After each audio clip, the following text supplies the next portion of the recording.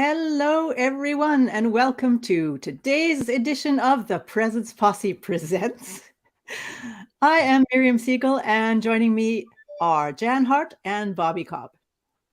And we are going to talk to you about, and you're hopefully going to talk to us too, about presence and magical thinking. Woo! And actually, it's funny because we're moving towards Halloween for those of you who celebrate Halloween.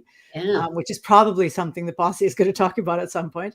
So magical thinking, does that have anything to do with Halloween, or what is magical thinking? And I know, Bobby, you had some thoughts about magical thinking. So would you like to start us off? Well, wow, my thinking about it has expanded significantly the more that, and it's interesting for us on the Posse because last week we were like totally into improv and really didn't give anything out. This one, if anything, I've been overthinking, and I'm not sure all of my thinking about it has been magical, but yeah, I have a lot of thoughts, and rather than just the little seedling that I started this off has been fertilized and is now growing into a full-blown thought tree. So I'll just start by saying that to a degree, I think all thinking can / is magical. The mere thought that we can think and think about thinking and do inquiry is unique, and it is magical. And then kind of as my last little maybe stepping stone to lead us down the conversational path would be the concept that many people share that ideas or things or objects or concepts are neither inherently good nor bad, but thinking makes them so. So that's just what I'll start it off with. That's very different from what I had led you guys to believe I was going to be.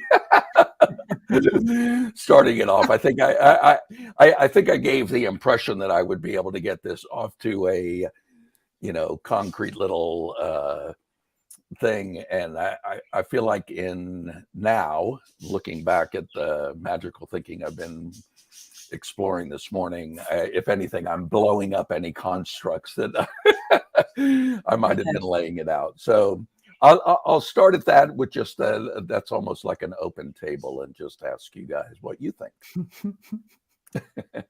Sorry.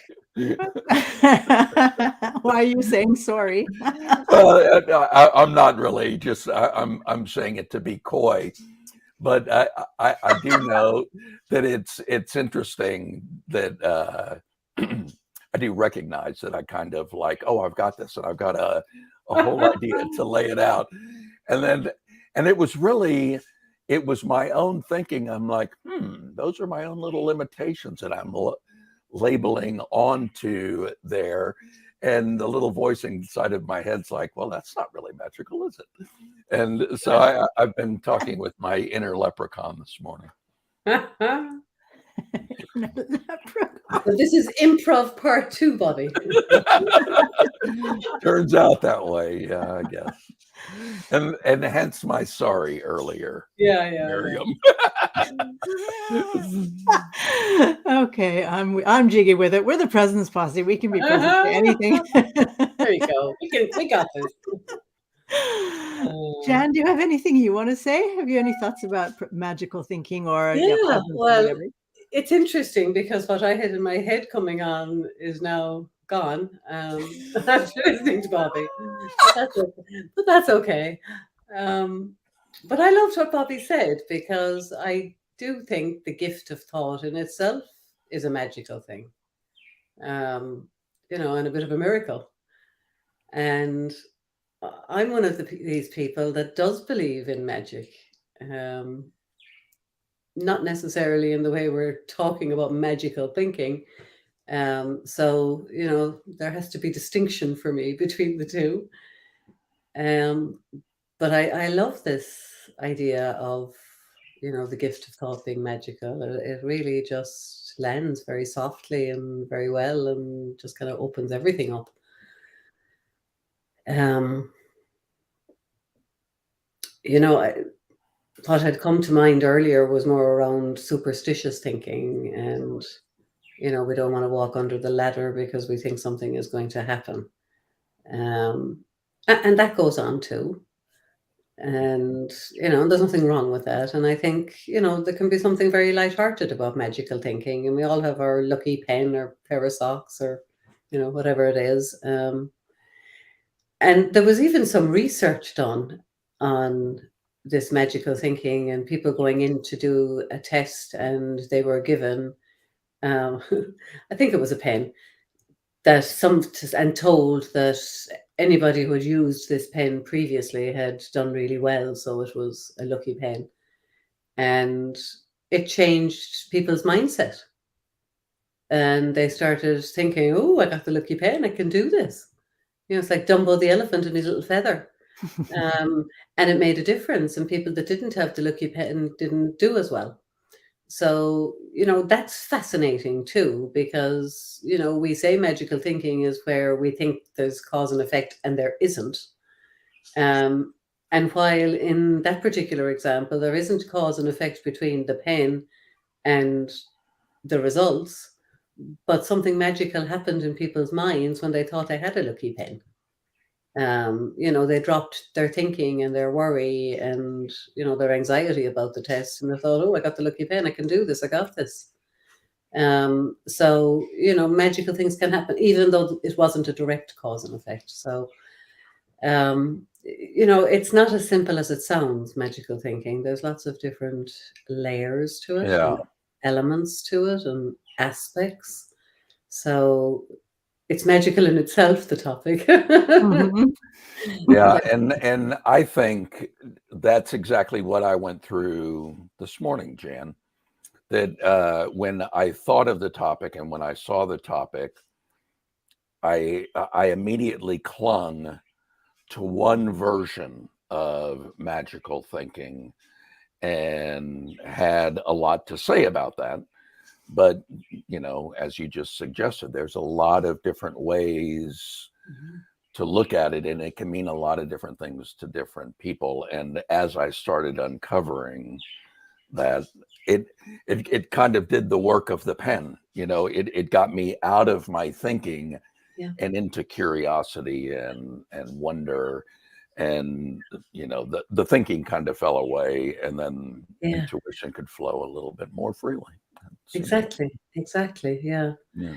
And the other thing that kind of sprung to mind for me was, there was a time when I had a lot of anxiety or experienced a lot of anxiety, and I was quite resistant to getting help for that anxiety, because on some level I had magical thinking about it, and I had a belief that as long as I had the anxiety, I would plan enough, worry enough, think everything through enough, but that if I dropped that, my world would fall apart. Mm. And it was a control thing. Mm. But that was magical thinking. I was like, no, I need this anxiety. If I put this anxiety down, this is my coping mechanism. Yeah. Or my magical wand, like to overthink everything and overplan everything. And, it was making me ill. Mm. But I didn't want help because I had this magical thinking about it, that it helped me in some way. And I think that's common. Yeah. That is my experience as a therapist anyway. It's quite common. Yeah. Yeah. I'm going to go straight to the jugular. Go for it. Oh, here it comes, Miriam again. So straight for the jugular. When I was about 15, I was sexually abused by a policeman. And that's a weird situation to be in, because the policeman is supposed to be the one to protect you from people like that. And in this case, he was the perpetrator. And in this situation, I was the only one at this particular place in a dress. And so my 15-year-old mind reasoned, to make sense out of that was kind of difficult. This policeman not acting like a policeman. And so my brain decided that if I hadn't been wearing a dress, he wouldn't have done what he did. Right. So it was the dress that caused the whole thing, and my choice to wear a dress. So then I wasn't going to wear dresses to events anymore and this kind of thing. And of course, it had nothing to do with, well, I mean, I can't possibly know if it had anything to do with the dress for him. But it wasn't the dress that was the problem. There was no magic in this situation as far as that goes. But it was so easy for me to try to, and especially being a young person, to try to explain, make sense out of something that didn't make sense to me at the time. Partly, I mean, you go into shock anyway. And taking some sort of control of the situation by believing that my dress and my choice to wear a dress, and then I could avoid that kind of situation in the future by not wearing a dress. And fortunately, it didn't take me long to figure out that it wasn't because I'd chosen to wear a dress, or at least the dress wasn't the thing. It was he needed something. And if he had intended on it, it would have happened anyway. And if not with me, with someone else, because it was about him. But there's this idea that, like you were explaining also, Jan, it's sort of, if I do this, and I mean, not to be judgmental or anything, but religion will often have this kind of, if I do this in a certain way, if I pray with these exact words, or I follow this particular recipe or instructions or whatever, or if I stare at that person long enough, then something good will happen or something bad will happen, because I'm the one who decides, I'm the one who controls, I'm magical. There's something about me. And I mean, for those of us who believe that there's some sort of God in all of us, that's kind of a twisted way of looking at the God in us, in my experience. That's not what is generally meant by the God in us. And just before I turn it over to you guys again, I'm just going to mention, for those of you who are watching, please share with us about even your experiences with magical thinking, or if anything we say resonates with you, or if you have a question, please share those with us. And if you ask a question, we will try to answer. So just so you know, please, we're happy to hear from you. Jan and Bobby, anything to respond to about that or add to? Yeah, I think it's interesting, Miriam, listening to your story, and, thank you for sharing it. It's not an easy thing to share publicly. And what I found interesting was where your mind went with the dress, and, and what that did for you, and, the implications of that, that it meant that, well, if I don't wear a dress, then, it won't happen. And because as you were telling the story, what came up in my mind was, oh my God, if I thought it was because I wore the dress that I was wearing and I had picked the dress, that would bring up all sorts of guilt for me. So I just found it, fascinating that, they're both magical thinking versions of it, but because we live in these separate realities, our minds just go off in all sorts of different directions. And that's the magic of it. And the magic of living in separate realities is that, regardless of the scenario, whatever it is, even as you're telling the story, it's gaining new versions in my mind. And I don't know what's going on in Bobby's mind, but it's all just dreamt up. We're so creative, and so many of us think we're not, and we're creating with our minds every day. Was it Sid Banks said our mind is like a paintbrush? Or our thoughts are like a paintbrush, and we paint our lives with our thoughts. Wow. And that's magical. And I think knowing that helps us create more beauty for ourselves. Mm. And, over time, minimize the crappy stuff. Yeah. Stuff still happens, life still happens, and you still get hurt and fall down and get dinged along the way, physically, but the impact is less. And psychologically, I think when we know what's going on and understand how the system works and that it's all magical thinking, then we can be a bit more graceful with whatever life throws at us. Yeah. More of the time, not all of the time, more of the time. Mm. As we build this muscle you keep talking about. Working out our brains. Go ahead, Bobby. This is so fascinating because it's just evolving. But so I've given the idea. I've offered the idea that our feelings are not telling us about our circumstances, but rather they're telling us about how we're doing on the inside. It's kind of like the dashboard of our ongoing experience to ongoing ability to enjoy the human experience.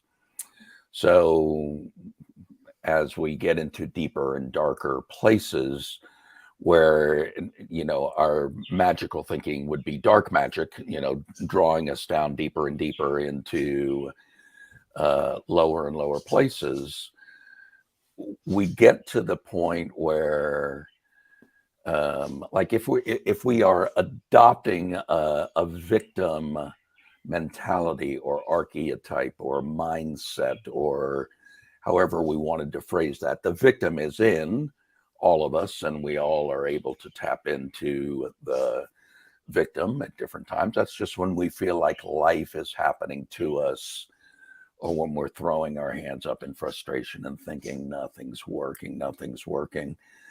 And then the thinking, it's interesting, like from that standpoint, Miriam, of talking about I was the only one in the dress.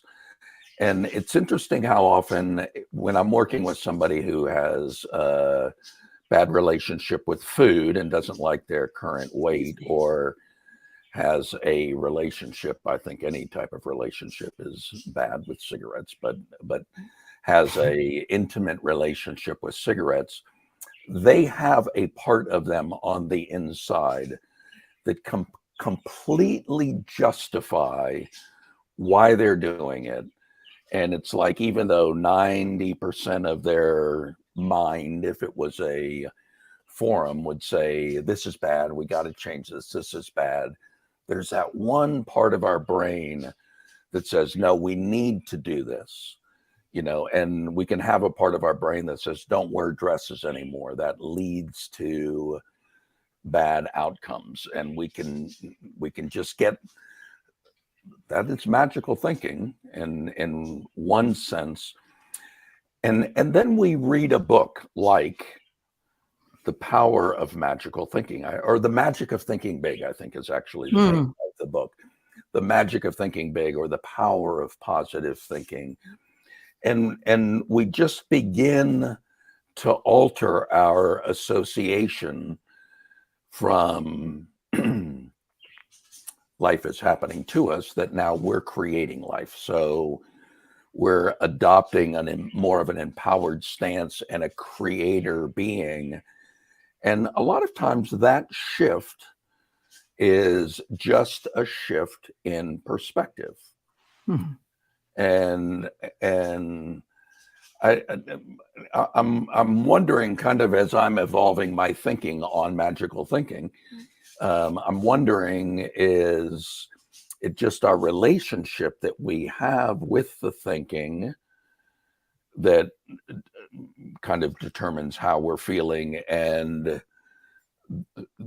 the badness of that? Or like in a more extreme example, Miriam, if you had developed a phobia where instead of thinking it was the dress, thinking that it was in a party. And so a part of your brain is saying, I don't want to be around big gatherings like this. Mm. They hold danger. Mm. Or a more extreme example of that would be it was outside. So therefore, a part of your brain is suddenly starting to think the only safe place is in the house. And, you know, those can all be, you could point to, it's the thoughts and the thinking around an activity, and we can question whether or not, as you did, that assumption that we're making, the presumption that we're making, is true or not. And that can be some magical thinking as well. I feel like I want to stop there and just kind of see what you guys are thinking about that, and if that's resonating at all, or if it's even making sense. Is it too convoluted? No, Don't it think makes so. sense. And I really liked what you were saying at the beginning of all of that about, you know, the dark magic, and, you know, we all have that within us too. And, you know, when I Well, we think all about have the victim in us. Miriam earlier about, you know, the version of the God within us, Yeah, and, you know, our dark magic is not a version of God within us, but with presence.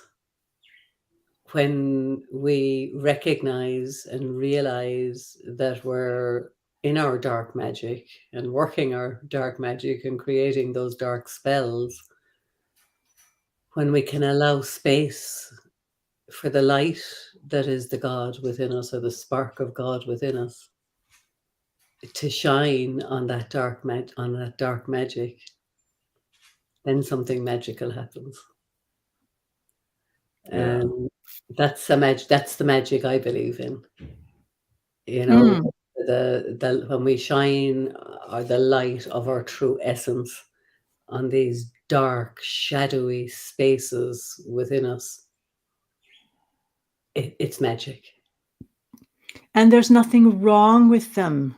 No, It's like everybody yeah, has them, and yeah, we have all kinds of thoughts and interpretations and needs, and they're there. The beauty of, and thank you for bringing presence into this. We are, after all, the presence posse.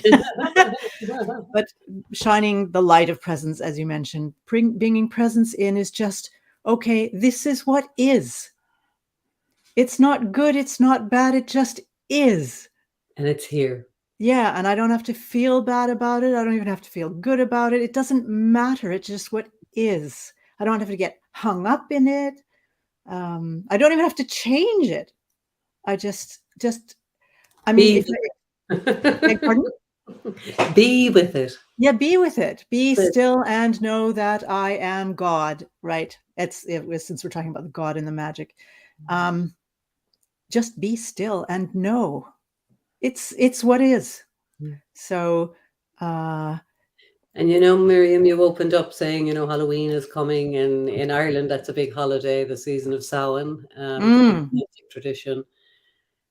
And it's such a wonderful time of year to be present. There's so much beauty at this time of year, between harvest and fall and colors and letting go happening all over the place. It's just, it's a magical time of year. fantastic. Mm. And my brain went to not for everyone, No, which is like sort of of course typical not. thing, like Christmas comes and people are like, Yes, ooh, and then yeah, it's not wonderful for everyone. no. And I don't mean to spoil anything. My point was I'm still thinking about presence, still being in present. That is, if Halloween is frightening, like the kids come and they want candy, and I tend to dress up as a witch. And some of the kids are terrified of me. And other kids come running, going, it's a witch, and they think it's really cool. Right? And they come and it's, some of them are in between, so they want their candy and they'll come and they want to take the candy and they run away because they're not scared, but they're scared. I'm not scared. And the beauty of presence is, it is what it is. So I can be, okay, I feel fear now. It doesn't mean there's anything to really be afraid of. And that's coming back to what you're talking about, Bobby, about our inner lives and our emotions and our thoughts. Like our emotions are telling us about our inner life and not necessarily our outer life. Mhm. So I can feel fear and still be perfectly safe. And I can feel joy in a rotten situation. Yeah. It's what it is and what I make of it. So, and presence in magical thinking is shining the light on the magical thinking, like it wasn't the dress, or at least, Yeah. might be for him, but then it's him. It wasn't the actual dress, and it wasn't me doing anything. But on presence alongside that kind of experience, when I can see what I'm adding to the situation, how I'm contributing to that situation to make it seem safer for me, and then recognizing, being present to my need to feel safe and in control, because if I feel like I'm in control, then I feel safe, and then nothing will happen to me, which is also magical thinking. Or maybe some other, Prince Charming on a white horse or whatever will come riding up and save me, and I'll live happily ever after, and all of that kind of magical thinking, because now I've been in a situation that was out of my control. So I feel weak and helpless, maybe. And so I need somebody who's stronger than me to come in and help. And I might think that as well, which is also a kind of magical. I need somebody else to make me feel complete and safe and at home in the world. This can go in so many different directions depending on what we need. And if I'm not present to that, I can believe all of it. I can believe all the thoughts. I can believe all the feelings that, of course, will support the thoughts because they're connected to whatever thoughts I'm having.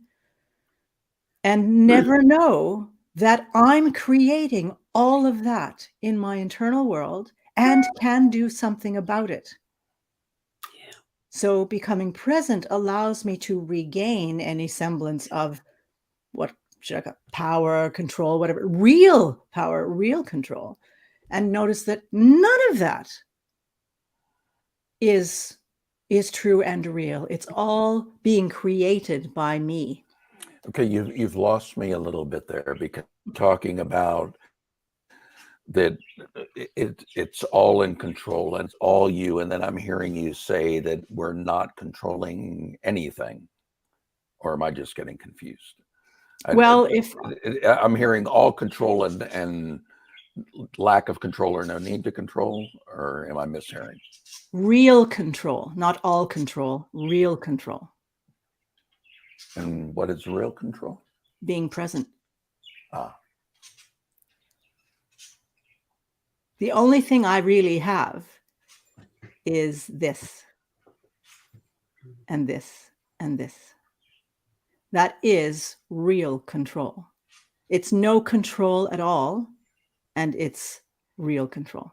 I can't control what other people do. I can't always necessarily control what I do. I certainly can't always control what I think or how I interpret things. But as I'm present to them, I can see them for what they are. And that is a kind of real control. That's where the real control lies. Control may not be the right word, but it is an aspect of it in my experience. Yeah. So I'm hearing you now elaborate on that and making it clear to me. And I'm almost hearing perspective, that we can view the life, and I'm just kind of explaining the way that I'm processing what you've said, that we can view life from the perspective of that everything is happening inside of presence. And to the degree that we're aware of that, and to the degree that we're aware that everything will arise and fall in present, and we can watch the content of all of those thoughts without needing to overly personally identify with those. Yes. Are we saying the same thing? Pretty much. Yeah, And okay. actually, if you don't mind, to elaborate a little bit, just for in case people are watching, they don't really understand what you mean by identify with, and that sort of like it absolutely is perspective, and that is one thing we can choose, which is also a muscle we train. From which perspective am I viewing this, and how much meta, as I call it, meta, how much distance do I have? Am I in it and thinking it's real and reacting to it and believing that this is my world and those people are out to get me and all of that? Or am I witnessing it and understanding that, yeah, this is all going on and I'm fine? And if I don't feel fine, I need to maybe pay attention to, okay, be present to that, what's going on. And for the people, again, watching, if there's something you don't understand, you want to know more about, please let us know, because we would love to explain it to you. And if you agree with stuff we're saying or disagree with stuff we're saying, please let us know about that too. Do you want to say anything else, Bobby, about what you're talking about identifying with, for example? Well, yeah, like the easiest way to do that is to think of, and this is a little bit of a challenge that I have with the recovery industry, is the wrong word, but the recovery movement is the recovery movement wants people that are in recovery to label themselves at the label of identity as somebody who is suffering from a disease. And my understanding, I do disagree with that, but my understanding of that is that so it's always forefront in their thinking. So they're always present to that, and they're always thinking about that. And that is like welding it to the level of our identity. I am an addict. And like when somebody comes to a hypnotherapist to stop smoking, what we want to do is some of the assumptions that they've made in their brain, help them to do it, actually, not we don't do it, and change their identity into a health enthusiast or just a non-smoker. And so they no longer identify through that. And when I work with somebody with that particular issue, I work with them until they're done. They're the ones that know when they're done. And the way that they know when they're done is they never think of cigarettes anymore. They're no longer panging. And if somebody were to come, if I talked to somebody a week after a session and they said, I haven't had a cigarette, but boy, it's been a struggle, and I'm really using those tools, and I'm really doing all of these mental gymnastics. In my mind, they're still personally identified as a smoker who is taking a break or in recovery or who has stopped. And I want them to go a little bit more and take on at the level of identity that I'm a non-smoker. And I am a non-smoker. I've never smoked. I've never thought about smoking. I've been offered dozens of cigarettes, I'm sure, and I've never been tempted. And that was wired in me at a very early age, just because my parents smoked, and I really didn't like it. And so that's what I'm saying. That these thoughts can arise, and just the mere step of saying I'm an idiot to saying sometimes idiotic ideas arise in my brain. Just that little shift can be, that can fall under the category of magical thinking, because you've turned it from something that you identified with and really accepted and integrated into your personality of the face that you present to the world, versus turning it into a process or just something that happens. And another example, I run occasionally, never very far, never very fast. And I never think of myself as a runner. I have friends who are runners, and they have brought that into the level of their personality, and they run every day. And if it's snowing or if it's raining, they're running in the snow or they're running in the rain. They're just gearing up differently. That's who they are. That's what they do. And so those things, we can use that form of magical thinking, just deciding what we're going to use as a building block of our personality to the degree that we're creating a character, to install that in there. And then as we further embrace presence, there's other levels where we release the need, we let go of the need to judge and the need to create hierarchies and the need to stratify everything and the need to have these strict orthodoxies, which to me seem to be becoming more and more prevalent. Our president was criticized, and I think rightly so, for being on a TV show of a primary African-American audience, primary Black audience, and saying, if you don't vote Democrat, you ain't Black. And there was outrage around that, and I think rightfully so. And that's like magical thinking gone run amok in my mind, that now in order to be in a club, you've got to think exactly this way and say these things.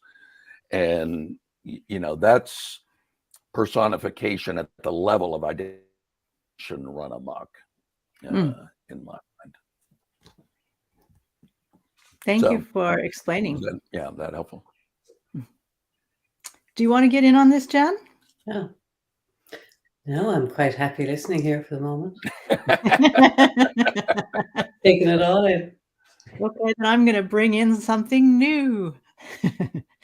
No, it's not new. It's actually really old, but we haven't spoken of it yet, as far as I know, in this particular session. Magical thinking in the form of, I should have known. I should have known. And I mentioned it with regard to I didn't mention it outright, but with regard to the idea of this dress, like if I hadn't worn the dress, it wouldn't have happened. So this sort of idea of I should have known better. And how often that kind of thinking comes up, and it's magical thinking. I mean, we cannot possibly know. Well, I mean, to a certain, we can, what can we call that? We can have our suspicions about the future. Generally speaking, it's I think this will happen. I have the impression that this will happen. I have a strong impression that something will happen, but I can't know it until it actually happens. And then there's the other one. I knew that would happen. Right. So they're both sort of forms of magical thinking where, again, we're in some sort of idea of control of the situation. Either I should have known, so I should have done differently. So then I really am not in control, but I should have been. Or I knew that would happen because I have some sort of control and I'm really good. And there goes my ego and all of that. And perhaps it's all just chance and circumstance and other people's needs and actions. And who knows with that car hitting that car, should you have known? Should you have not known? I should have done this if I hadn't done that. So I just thought I'd bring that in as and explicitly as a form of magical thinking where I'm God, so I should have known. Or I'm God, so I knew that would happen. And that's not what we mean about the God, at least when we're talking about the God within us. Or maybe it is. What do you think? Yeah. Well, I think anytime that we think we're in control of life and anything that's going on in life, that's magical thinking in and of itself. Um, and I heard somebody describe it once as, it's like we sit on these toy, these toys you put money in and you sit little children on and they go back and Oh, forth. yeah. And it's like we're sitting on one of those, but it's in a shopping cart, and we think we're driving it, but there's actually somebody behind us pushing the shopping cart. We're on the river of life. We're flowing where life is taking us, and any sort of thinking that takes us to a place where we think we're in control of how life is unfolding. Whether we should know what's coming in the future or should have known in the past. Yeah, that's pretty magical thinking. Let's That break goes this back to what down you said then. earlier. All we have is now. Yeah. Sorry, I didn't mean to interrupt you. I thought you were done. Yeah, I was. Maybe it was my magical thinking. Why don't we play a little bit with this, like break that down? I should have known, or I should have known better. Okay. I'm down to play with that, and that's calling to mind a story. Where are we on time? My clock is off today for some reason. Look at Got about 15 minutes. Yeah. Okay. Interesting. Okay, so we have time for this. So I just want to share a story, because what I should have known, that that is a version of a thought that happens a lot in the type of change work that we do.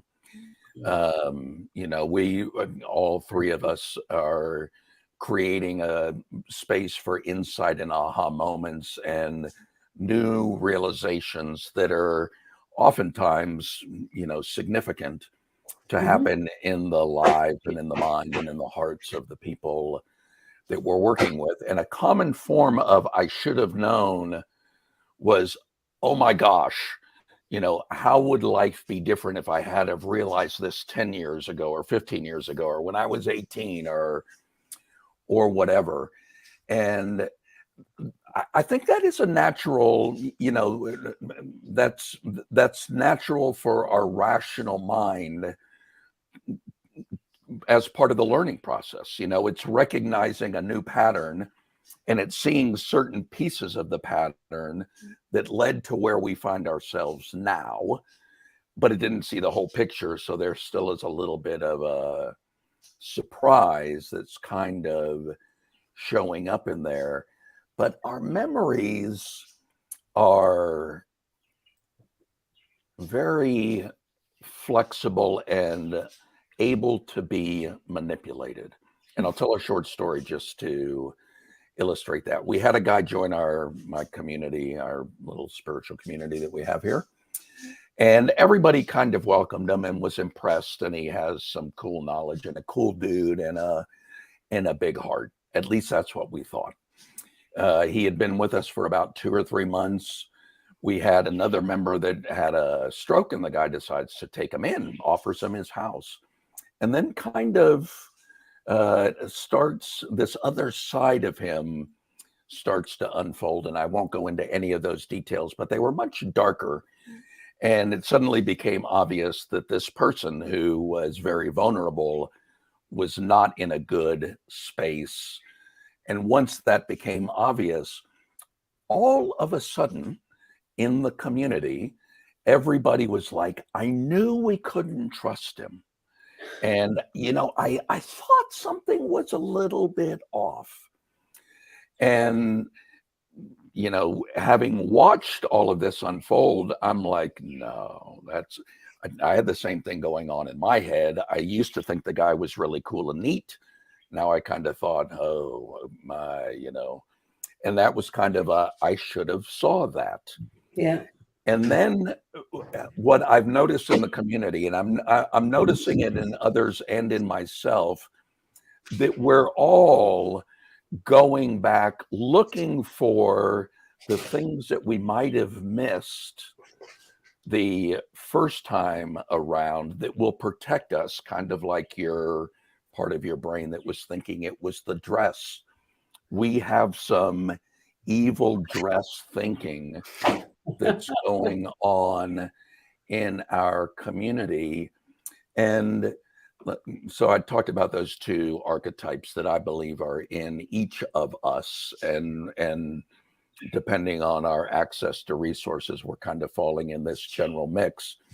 So I offered the victim who just thinks that life happens to them, the creator that believes they are the originator, they are the creator being that's making things happen, the power of positive thinking. Then the artist is the third, and there's a fourth that we may or may not get to. The artist is the one that life flows through.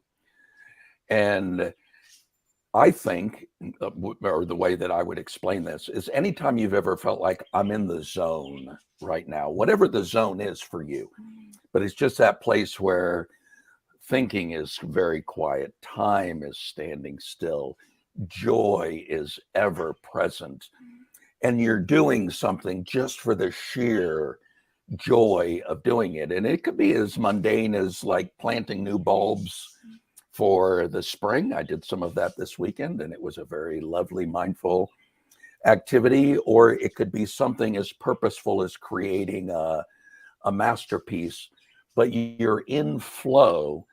And one of the things that I think, to the degree that magical thinking is taking place, the magic is the thinking is really getting very quiet, and it's like magically subdued, and you are in presence, and you are in being, and you are just doing joy. And in that moment, you're not really giving any thought to what's happening next. You're appreciating everything with wonder and curiosity, and you're just like, let's see. It's like a really good story. If something happens in the story, in the movie that you're watching, you're like, oh, I didn't want that to happen to that character. Or you could go, interesting, I didn't see that coming. Where is this going to lead?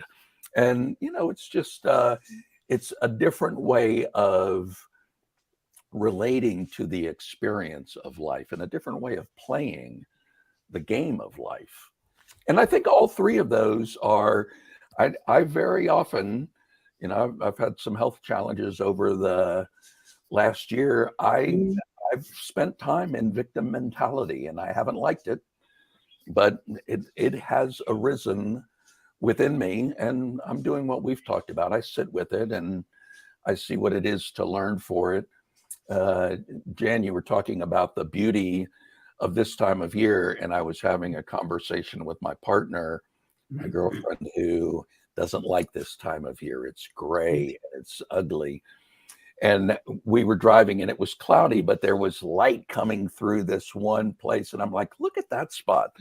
And she's like, yeah, that's beautiful. And we finally came to the conclusion that this time of year is as beautiful as the obviously beautiful times. You just have to look a little bit harder, and you have to become a little bit more present and a little bit more aware of your surroundings. And the beauty's there, but you got to earn it a little bit by being open and curious and setting aside those expectations for a moment and just appreciate. Yeah. It's in different places. Yeah. Yeah. Yeah. On the theme still of should have known and present. Did I derail us? I'm sorry. No, I loved it. No. You were absolutely in it. And at least I experienced it that way. And me too. It was spot on. Yeah, it was great. Really. And those of you who are watching, let Bobby know, because now he feels bad. Back to Make Bobby feel better.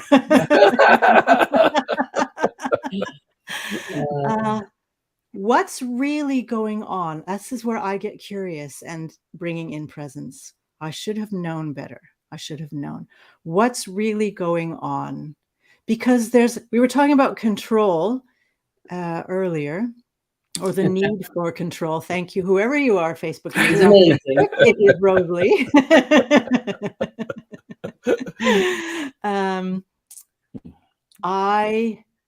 Or even when you're talking about the film, Bobby, that something happens in the film and it's like, I didn't see that coming. Well, isn't that the point in a way? Yeah, It's like, okay, I being think so. present to, or the guy in the neighborhood, right? Not, oh yeah, I thought there was something about him, but I didn't see that coming. And if I didn't see that coming, it could happen again. And I might not see it coming. And where does that leave me? It leaves me weak and out of control. And I don't want to look at that and see that in myself. I need to be in control so that I know I'm safe. So I should have known. I should have known better, then I would have done better, and then I would have been safe. I don't want to feel I didn't see it coming, which is often, I notice, the case when someone shows up with, I should have known. It's like, I didn't know. I knew some things, but I didn't know everything, or I didn't know at all. And that's what I need to sit with, is I didn't know. And it's uncomfortable that I didn't know because the outcome was painful, or I'm experiencing the outcome as painful. Does that resonate with any of you and any of you watching? Yeah. I think to me, a lot of that's the conditioning that happens early on. That some of the first things that I think that we hear that really start to lead to our conditioned belief in separation is the idea that, first of all, I'm feeling bad because of the way you are. So if I'm in a relationship with Jan and I say, Jan, you're doing this and that's making me feel sad. And, as an adult, that can be fodder for a good conversation. But when we're talking to a little sponge that is just taking everything in, and, very quickly after that, now all of a sudden we're taking on the responsibility of how our parents feel, and that begins to shape our behavior. And that should have known, I think the first question that we really need to ask is it actually possible to know what is going to happen in a now that is not yet? Is that even possible? And the more that I look at it, the less I think it's possible to know. Somebody said some version of the phrase, and I'll butcher it, but that there is no real certainty in the future. There are merely probability amplitudes, meaning that, we are probably going to spend a little bit of time talking about the next subject after this meeting because we normally do that. So it has a high probability, but the power could coincidentally go out and that meeting may not happen. Or, a more extreme example of that is somebody's on their way to work one day and they're in a car crash and, they may get injured and they're going to miss that meeting. So just, I think when I'm hearing that, I should have known.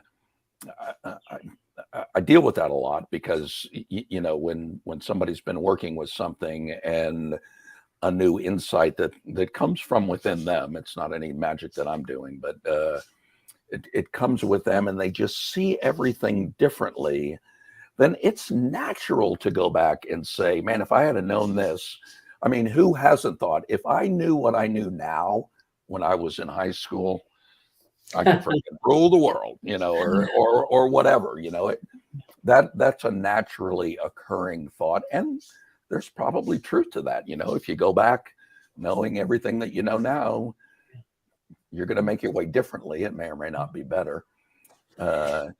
And the freedom, I think, of giving that up, that's why I brought the artist in. Because I think one of the things about the artist's archetype is they're no longer living in the future, even if it's only 10 or 15 seconds in the future. They're living 100%. They're lost in the moment, at least for the time that they're, embracing that part of all of us, the artist part of us. So when I hear that, I just think that's something. What I think when I hear that is, yeah, I know that you think that, and you can let that go now, or you can let it go later, but you'd be well served to let it go. That's kind of my initial thought. Mm-hmm. Yeah. The thing that immediately comes to mind for me when I hear people say that is, who said? Because it's generally, as you said, Bobby, something that you've soaked up somewhere along the way, and it's often somebody else's voice even in your mind. It's not your own. And that can help people have an insight as well if they realize, it's a parent's voice or a teacher's voice or whoever. Yeah. And just because it's there doesn't mean we have to obey it or believe it or treat it as fact or anything else. Yeah. Well, that kind of magical thinking is a horrible thing to do to oneself, actually, as far as I'm concerned. It's really putting the pressure on for you to believe that you can know what's going to happen at any given time and act accordingly in every situation, because that's basically it. Is it anything I do that's considered to be inappropriate or somebody reacts to or takes offense to or whatever, I should have known better, then it's almost like what do you call it? It's not self-punishment, but it's very self-destructive. It's way beyond any kind of scope of humanity and even the humanness in us. We are fallible human beings and we can't possibly know everything, and that's the way it is. And this will often show up in a mindful exploration of the idea of I should have known better, or I should have known. It's this expectation of perfection, and needing to be the everything, and even in order to have a good opinion of myself, which is, to me, having spent years and years and years and years practicing presence, it's like, what is that about? A good opinion of myself. I am. Good, bad, it has nothing to do with it. I am. It's just the way it is. Yeah. But it's such an unrealistic expectation. And it's so not fair to treat ourselves like that. Totally not fair. And anytime, and most of us have experienced it in our childhoods anyway, having been told you should have known better when something happened. It's just so not fair. And that's perhaps the parents' guilt for not having been present, enough to take care of a situation, and leaving a child to it who couldn't possibly have dealt with it because they're a child, for example, and putting all the onus on them. So it's just not a very loving, caring, kind way to treat ourselves, having that kind of magical thinking. But it does open for the possibility. And as we tend to say in these talks, use it. Use it to bring yourself back to presence, because it is a perfect traffic light. I should have known better. You're not here. You're not present to what's going on in you or around you. And it's an opportunity. It's an invitation to get back to presence and look at what's actually going on in you. What are you thinking? What are you trying to create? What are you trying to avoid? What is? And I hope for those of you who are watching that made sense. Let me know in the comments afterwards. We are just over the hour. Do either of you have anything you'd like to say in closing? I think we could probably go on for another hour on this one. There's always plenty more to say. But I don't have any programs running at the moment, but I'm easily found on Facebook. I'm always open to have a presence conversation. So if anybody wants to reach out, that's where you'll find me. Thank you, Jan. Bobbers? Yeah, I got a couple of thoughts. One, it's interesting to me that we never really defined with clarity how we are using the term magical thinking. And I kind of feel like we might have been using it slightly differently, but just using it, it's almost like we're handing the talking stick to another member of the tribe. So that was cool, and I would definitely be up for magical thinking part 2 to see where they go. I will share with people that these podcasts, if you're joining them, we are releasing them now to all of the typical local podcatchers, iTunes and Spotify and Audible and all of those different places that Google Play that have those. So if you enjoyed these conversations, you can download them right onto your phone and take them with you, or watch old ones of the video version if you like looking at our beautiful faces on YouTube. I am going to be running a program starting in about a month. What I'm going to be doing, I have a process that I take individual clients through. It typically is about a 90-day process. And I've only ever done it one-on-one. I've taken 157 or 58, I need to look that up, people through it. And, the process on an individual basis is very reliable and very well refined. And I'm interested in scaling that to see if it's something that I can teach one to many. So if you're interested in exploring deeply these concepts experientially, meaning we're not going to be talking about them, we're going to be going through exercises where you'll have the experience to see it. You can find me on Facebook as well, and just shoot me a private message with anything with research and development or R&D. This first program that I run, or the first couple maybe, are going to be smaller and a little bit more intimate and a little bit more intense, because I'm going to be finding out what works with the group that also works with individuals, and what works with individuals that doesn't work with the group. So if you're interested in that, shoot me a private message on Facebook or send me an email to the information on your screen there. And once I have the information, I'll get it out to you. That will be this week. I'll have the information done and out this week. So with that, I'll just say thank you guys very much for tuning in. Those of you who are tuned in, and ladies, being able to spend an hour with you and our other 3 members is one of the brightest moments of my week. So thank you for the generosity of your time and your wisdom. I really appreciate being able to share these times with you. Thank you. We love you, Bobby.